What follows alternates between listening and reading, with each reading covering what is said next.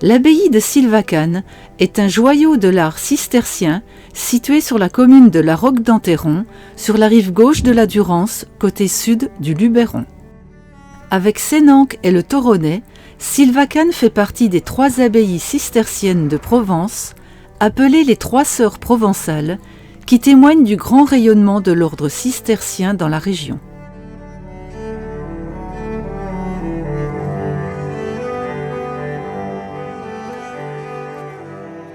Nous partons pour la visite de cette abbaye en étudiant une esquisse datée du XIIIe siècle qui montre la beauté et la vigueur des volumes, l'harmonie des formes, la perfection de l'appareillage des pierres et des jeux de lumière au travers des rares ouvertures.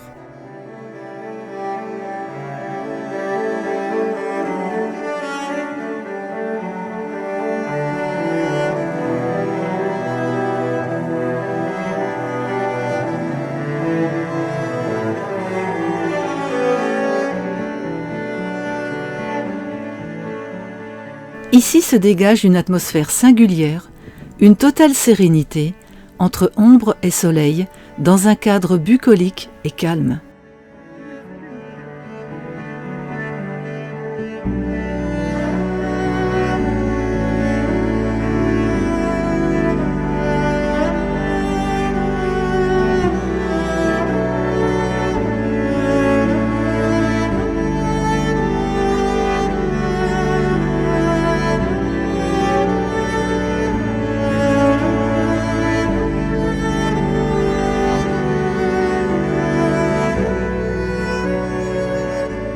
Lors de cette visite, nous constatons que l'ordre cistercien est né en réaction au confort et au luxe atteint par la communauté monastique de Cluny. Trahissant l'esprit du monachisme, l'ordre cistercien s'impose par son organisation et son autorité spirituelle. Ses principes fondamentaux sont organisation autonome vis-à-vis des pouvoirs féodaux, observation rigoureuse de la règle de Saint Benoît prônant humilité, obéissance, pauvreté et juste équilibre entre travail manuel et prière. L'ordre doit sa véritable éclosion à Bernard de Clairvaux, le plus célèbre des abbés cisterciens, qui condamne tout ce qui peut détourner le moine de l'intériorisation de la foi, en préconisant l'esprit de dénuement, d'austérité, de travail qui doit animer les cisterciens, nommés les moines blancs.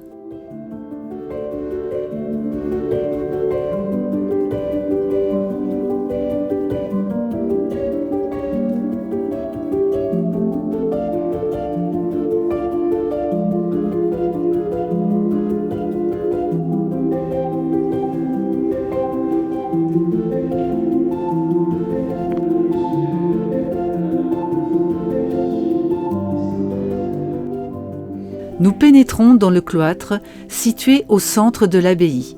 Ce cloître, cœur de l'abbaye, est composé de 4 galeries voûtées qui entourent un jardin d'agrément à ciel ouvert.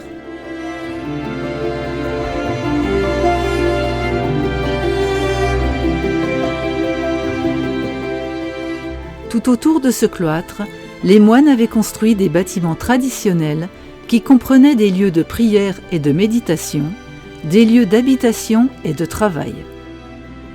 Nous pouvons admirer quelques rares ornements sous forme de sculptures et toute une série de colonnettes qui habillaient les voûtes donnant dans le jardin.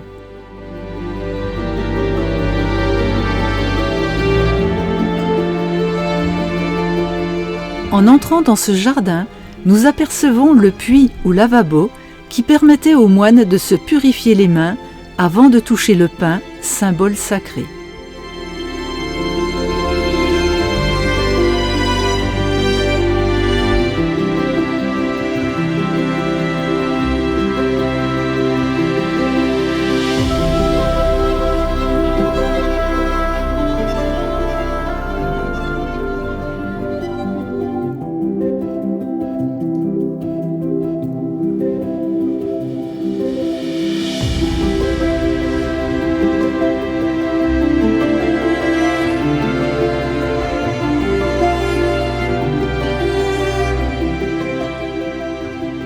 premier étage se trouve le dortoir où les moines dormaient par terre.